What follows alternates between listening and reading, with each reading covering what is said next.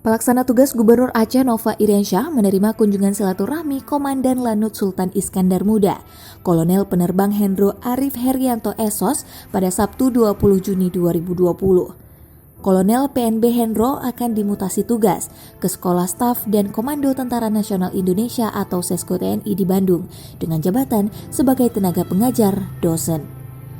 Posisi dan Lanut SIM akan digantikan oleh Kolonel PNB Muhammad Satrio Utomo SH yang nantinya akan melangsungkan serah terima jabatan Sertijab di Jakarta pada 26 Juni mendatang. Dalam pertemuan tersebut, Nova mengucapkan terima kasih kepada Kolonel PNB Hendro atas loyalitas dan dedikasinya terhadap Lanut SIM selama masa jabatannya. Dan Lanut Sultan Iskandar Muda, Kolonel Penerbang Hendro Arif Herianto Esos mengatakan, silaturahmi tersebut adalah salam perpisahan sebagai pejabat lama yang akan pindah tugas ke luar Aceh.